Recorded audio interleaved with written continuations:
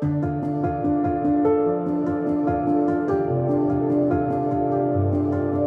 everybody, it's January 13th, 2021. Early on a crisp morning here in Dallas, about 29 degrees outside. Hope everybody's enjoying the weather. Listen, I want to give a quick shout out here and answer a couple questions.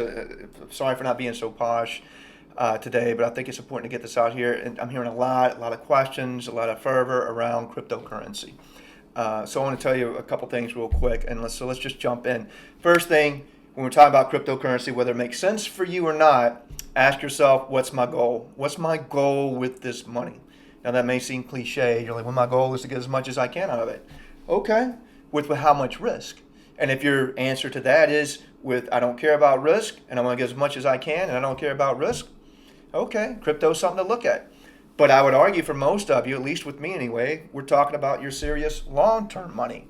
What's that mean? That means things like retirement, college planning, house, things that take 15, 20, 30 years to build upon, that we can't risk a whole lot. That if we had a big downturn, if we lost all of that money that we've spent 10, 15, 20, 30 years of building, we would probably cry. We would probably hurt deep down inside and go, boo hoo hoo.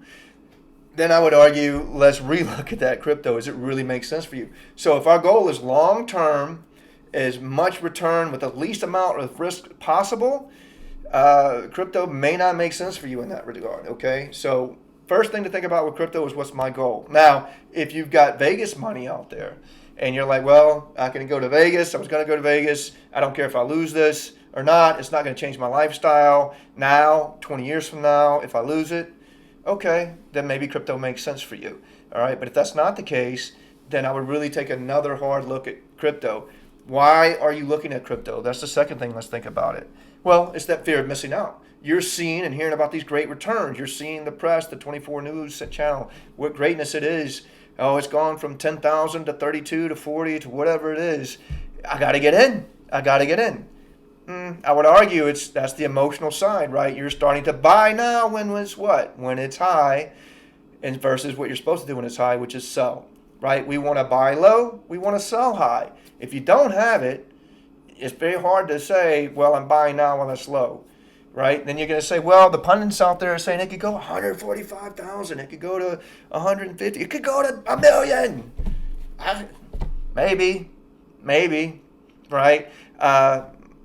Who knows? The point is, they don't know. Let's get that out of the way. No one knows. Just because a guy is sitting there with a big bank behind his name or a lot of pedigree doesn't mean they know what crypto is going to do. Anybody who tells you they know what crypto is going to do, I would argue, you probably don't need to listen to them. The first thing that I would listen to is someone says, hey, listen, I don't know what crypto is going to do. Here's what I think.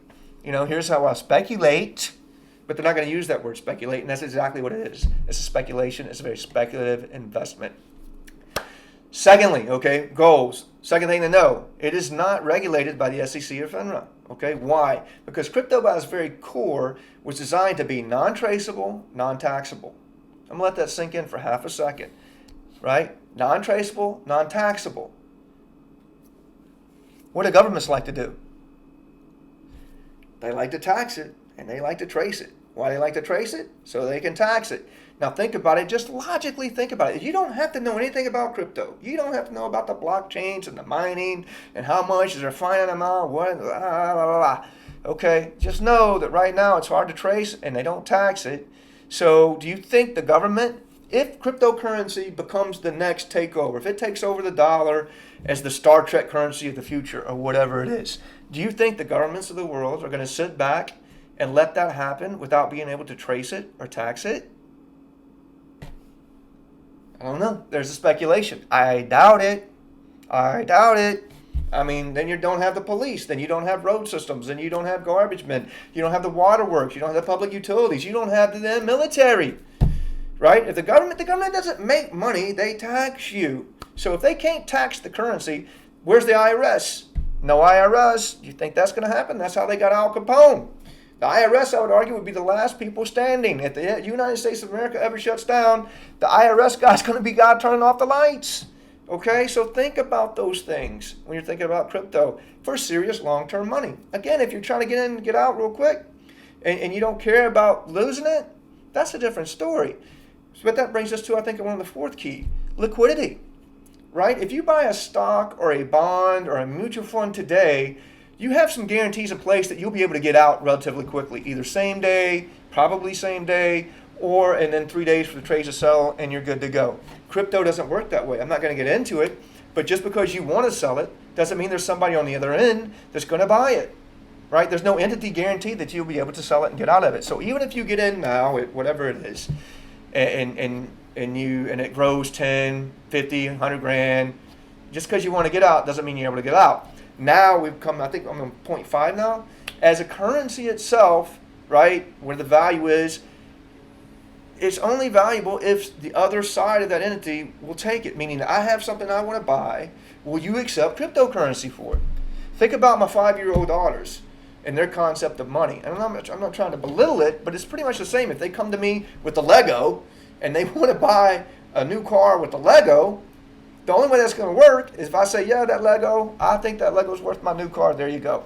Now, that's a very simplistic way of looking at cryptocurrency, but it ain't too far from the truth. All right? And then for those of you out there who may doubt me, or well, I'll tell you this, and I probably don't do a good enough job of tooting my own horn, but there ain't a lot of PhDs running around out there. Ain't a lot of guys who've had international experience like me. Ain't a lot of guys who've been in the corporate world at a higher level like me for 20 years. Ain't a lot of guys with an MBA and another master's to boot, plus all the financial certificates you've got to go along with this job. So, again, that brings me to my third point, or I don't know what point I'm on now. But when you talk about do-it-yourself investing versus going to a professional, ask yourself, what's my core competency? Is my core competency, right, financial investing and looking at this 24/7, day in, day out, continually educating myself, knowing what's out there, what's the best and most best way to diversify and allocate my assets? Or is my core competency my job they pay me for, being a teacher, an engineer, a salesperson, whatever that is? Am I being the best that I can be at that, or am I the best I can be at investing? Some people are able to pull off both. They're very few and far in between. Now let me show you the proof here. And I'm not trying to sound, please forgive me for sounding aggressive, but I think this just needs to be said. When you're looking here at what the average investor gets when they try and do it themselves, when they think about things like crypto at the spur of the moment or whatever the next hot topic is, they tend to get 2.5% over the long term.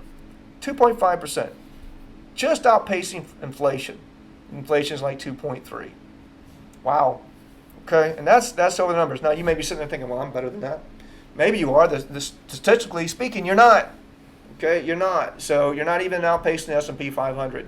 Now, there's other charts out there that talk about money managers versus the S&P 500 and the other indexes, mutual funds, and all of that. I'm not going to get into it. My point that I'm trying to make here is when you try to do it yourself, unless this is your 24/7 job, 9 out of 10 times, more than that, you're going to fail. You're going to come at the 2.5. Okay, so think about those things. And I'm not trying to belittle anybody by any means of any nature. I couldn't go do your job. Okay, I really couldn't. Whatever that is. I'm good at what I do. You're good at what you do. So please hear me when I talk to you things about like crypto and other investments in terms of your long-term money. Now let's go to cryptocurrency real quick and see the scale here. What has it done? I'll just pick one here and show you the scale of when I mean volatility. Well, when it started out, it was around $100, and now it's all the way up to where it is today at 36,000. And you may be thinking, well, Wheeler, that looks pretty steady to me. All right, well, if you're looking at it from a long term away, yeah, but look at that huge jump in 1 year. It went from $2,000 up to like 16 and down that same year, all the way back down. How would you feel with that ride? Going from 16 grand down to 3 grand in a year. Most of you would throw up like a real roller coaster. But now it's riding, it's going up and up and up, and this is where you guys are wanting to get in. Okay, but don't forget about these down here. Now let's look at the last year. Look here, you can kind of see, and this just happened this last week with one in particular. So my point is this: has it gone up? Yes, it's gone up. Will it go up indefinitely? I don't know. It probably is. I would say cryptocurrencies are probably here to stay. I don't know in what form, in what manner, how it will be regulated, and no one else does either. It's right here. I would argue that this big push up this year is from that euphoric feeling of day in, day out investors saying, let's get in. Also helped by the push of big money like a Mass Mutual, JP Morgan, or Berkshire Hathaway also jumping in. But again, those guys aren't taking the risk that the day-to-day guys are taking. So that's my point. That's a roller coaster ride. If you still want to get into cryptocurrency, I highly encourage you to seek the advice of a financial professional and see where it fits in your overall portfolio. If you want to go do it yourself, please remember the points I made. What's your overall goal with that particular amount of money? What percent of my portfolio is it overall, right? How liquid do I need it to be?